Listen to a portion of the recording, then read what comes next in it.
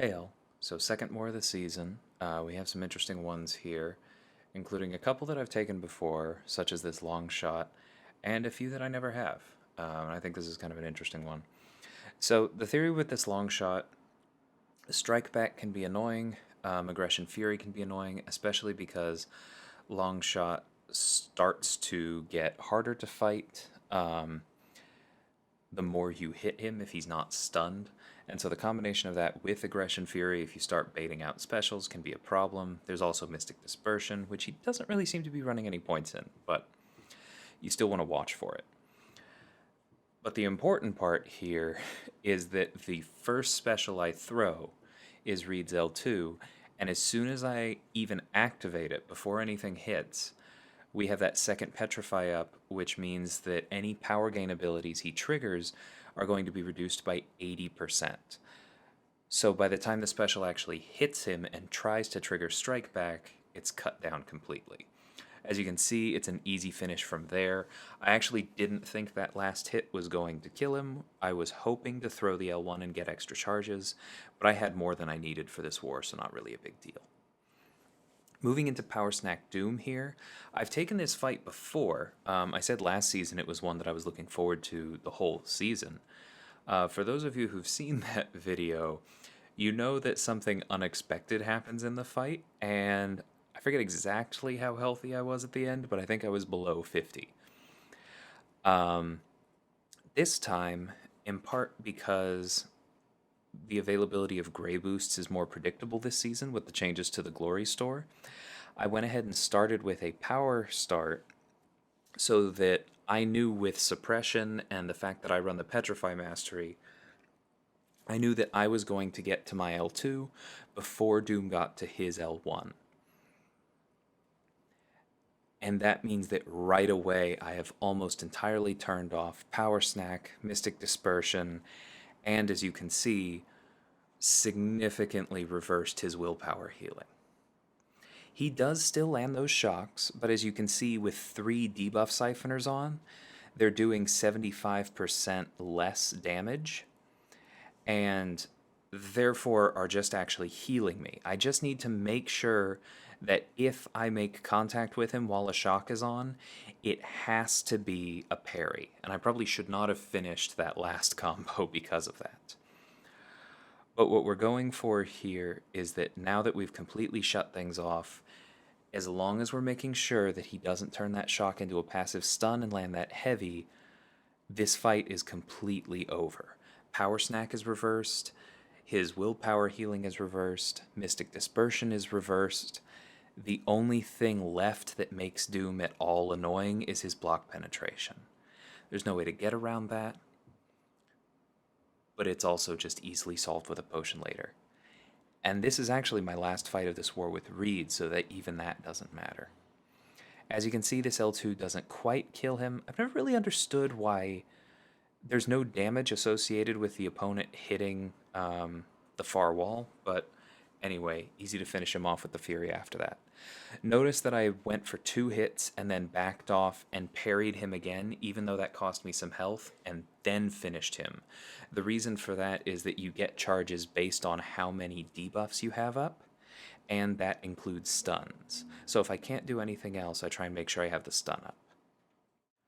So as you can see on this next fight with Torch, I have 4 pre-fights active, but none of them are Torch's own pre-fight.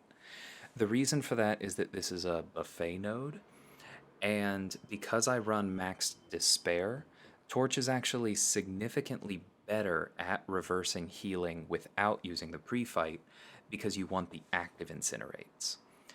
The others all help as well. White Magneto is just giving extra damage. The Petrify is going to further reverse healing and also blunt Dragon Man's power gain and any possible Mystic Dispersion, so we don't have to worry about that. The Suppression is going to reduce the amount of power he gets when we hit him, again just making him less dangerous. And the Debuff Siphoner is boosting how much damage our Incinerates do since they are active. Now, early on, I was pretty much exclusively playing the node. As you can see towards the end here, I felt like I was maybe focusing on that a little bit too much and not enough on baiting him properly. Plus, he was already almost dead, so I kind of let that go, didn't worry about the suppression, and just finished him off. I do still think it was good to focus on it early on, in part because spacing out those heavies strategically kept the pre-fights from read up and made the fight that much easier. But I also want to point out that that fight was so easy because I had the synergy with Reed, not just the pre-fights, which allows Torch to start with 60% of a bar of power, and therefore the challenge of the counter strike or of the strike counter node itself basically evaporates because you have that 60% of a bar of power to play with every time, and the fight is usually over before you exhaust it. Alright, so next we have Eye-Hulk on this recovery mini. I don't think this is a very good placement, although I've seen it a few times. And the reason for that is that Eye-Hulk is supposed to be immune to regen rate modification, but that includes increases. So the recovery node isn't supposed to do anything for him. Now I'd heard another member of my alliance had trouble with this, with him regenning basically to full, so I thought maybe that might have been bugged, but it also may have just not been a great matchup.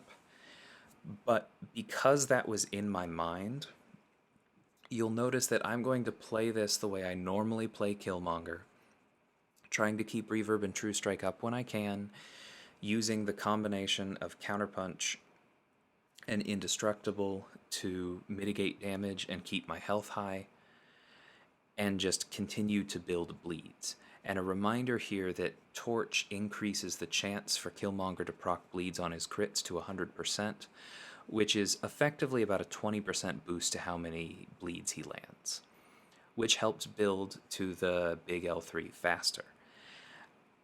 And on that note, now we're already at 16, I will be at some point building to my L3, because even if he heals basically to full, I know that I have the nuke of all of those big bleeds ready to go. And as long as I time that while Immortality is in cooldown, there is no way for this fight to get away from me.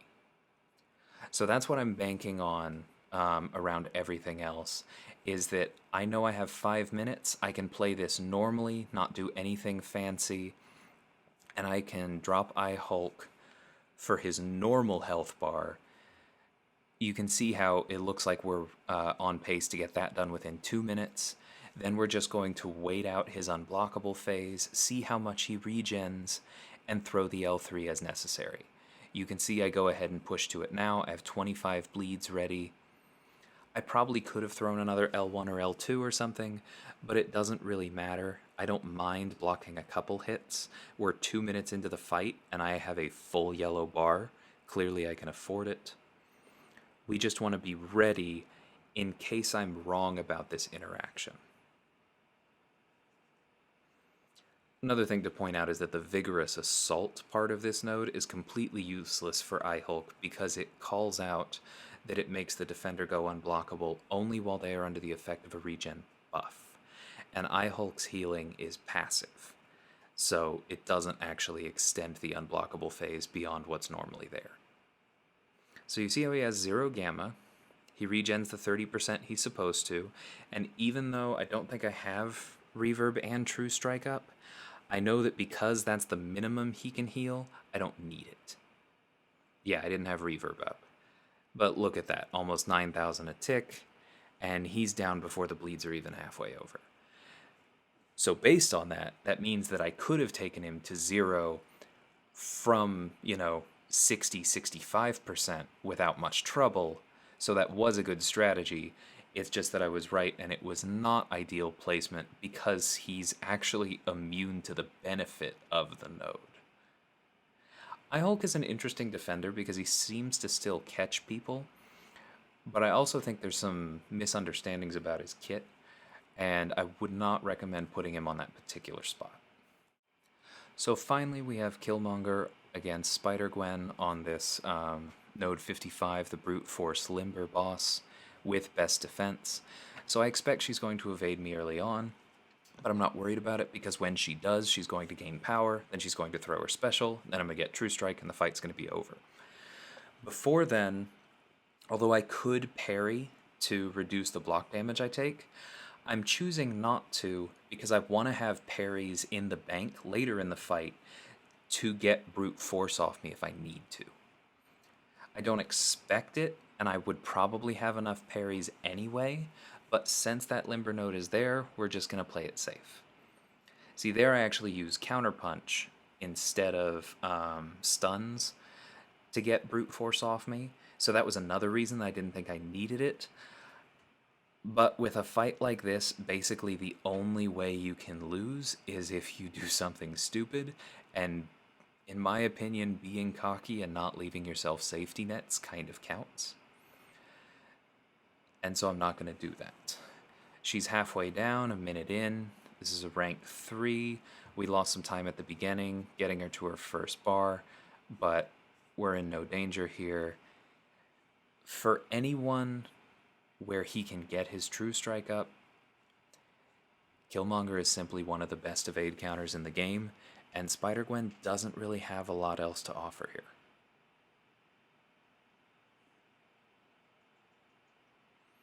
You can see how nice the bleeds are when Reverb and True Strike is up. I am doing my best to keep both up at the same time, but not at the expense of the flow of the fight. So you can see that was 84 hits, but it was basically only 90 seconds long. I've mentioned this before where I feel like Killmonger, his hit count is deceptively high because he's so good at maintaining the flow of the fight. And so you go, oh, well then it must have taken him a lot of hits, then that means he's slow. But he was going the entire time and we never really had to worry about it. And that's just what I love about him, in addition to everything else. So finally, if you were watching me last season, then you know that my battle group had probably, I think, 8 wars where we only died once, but there was always something, sometimes me, that got in the way of us getting that perfect 165. Not this time. The guys executed their attack really well, got it done on the early side for us, and nobody died, which was extremely helpful because this was a rather close war, as many of them are these days. The map being easier means both that people may be more likely to underestimate the fact that it is still war and you are still facing rank 3 defenders and you can die very quickly. And it also means that if people are dying less overall, every death matters more. So I'm really proud of the execution we did. Everybody delivered. Hopefully we can keep this going this season, and that's not the only one. See y'all next time. Take care.